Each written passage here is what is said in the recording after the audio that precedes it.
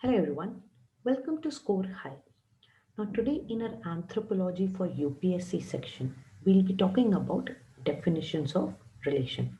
Now, this religion topic is extremely important for your paper 1. So, as you know, we have discussed in the last lecture about an introduction of religion. We have understood like what religion actually meant to the anthropologists and how did they try to study the religion. Now, if I give you a slight glimpse of what we have discussed in our last section or in our last class, so we talked about that study matter of religion in anthropology is quite different when we compare it with other disciplines, like if we compare it with philosophy, theology, and so on. Now, in anthropology, importance is given to when you're studying religion, the importance is given to a person's perspective, like what people feel about religion. Now, every society, as we know, they have a certain religion. There is no society which does not have religion or religious thoughts. So, the anthropologists they tried to understand what are these religious thoughts and how has religion flourished in the course of time. Now, anthropologists they try to study the overall development of society. As we know, when you are studying about human society, then culture forms a huge part of it, and with culture comes religion, as religion is a part of the culture. And so the anthropologists they try to study it also.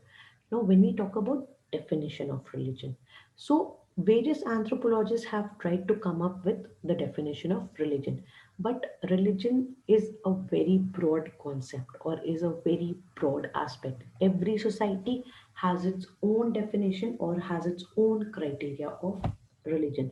So it is very difficult to have a complete or a compact definition of religion. Okay, so whenever an anthropologist they came up with a definition of religion, they face certain criticism. Now we'll be talking about three main anthropologists who will be important whenever you're talking about religion. So first we have Edward B. Tyler, then we have Emile Durkheim, then we have Clifford Geertz. Okay, so let's take them one by one.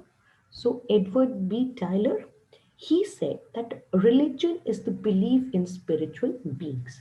So, according to him, what is religion? It is a belief in spiritual beings, that a spiritual being exists in society. There is a force that exists, and that is religion. We don't know what is it, how it exists, but it is there. So this was said by Edward B. Tyler. Then came Emile Durkheim.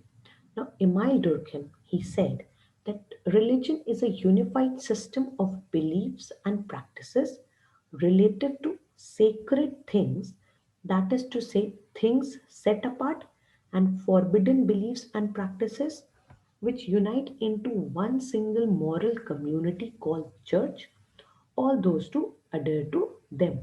So, when we talk about M.I. Durkheim's definition, so it is very much different from Edward B. Tyler's definition, because Edward B. Tyler he only talked about the spiritual beings, okay, belief in spiritual beings, whereas Emile Durkheim said that religion is a system of beliefs and practices.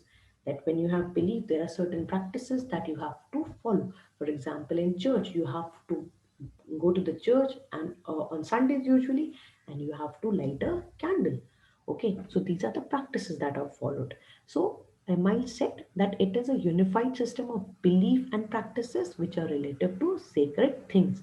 Now they can be forbidden beliefs also, like people who are not believing. There is a certain section of people who do not believe those beliefs. Okay, so some beliefs may be forbidden also, some practices may be forbidden also, but they all come together under a church. So this was said by Emile Durkheim. Then we have Clifford Geertz. Now Clifford Geertz said that religion is a systems of symbol which acts to establish powerful, pervasive, and long lasting moods and motivation in men and women, formulating conceptions of a general order of existence and clothing these conceptions with such as aura of factuality, that the moods and motivations seem uniquely realistic.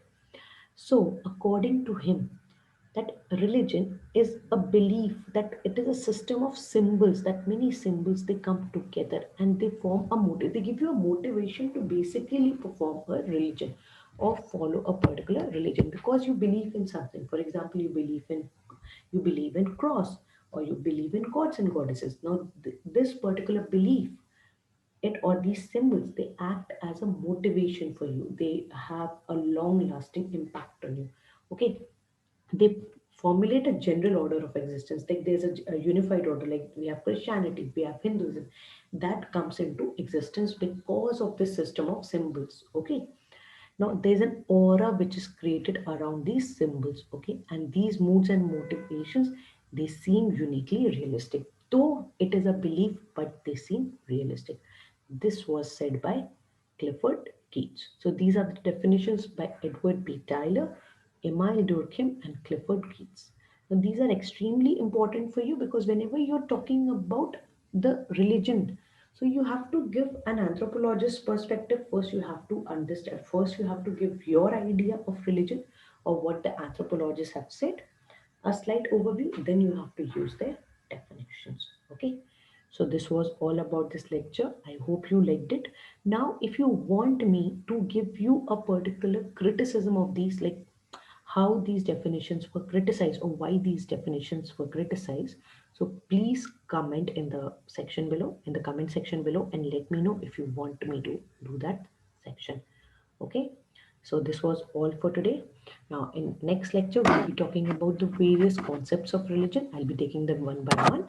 So we'll be talking about the supernatural beings, then animism, then naturalism, and so on. Okay, this is how we'll be taking up religion. So this was all for today. If you like the lecture, please give us a thumbs up, and please don't forget to share with your friends who are preparing for UPSC or any other uh, service commission examination and who have anthropology as their optional. Thank you so much. We'll be meeting again in our next class. Thank you.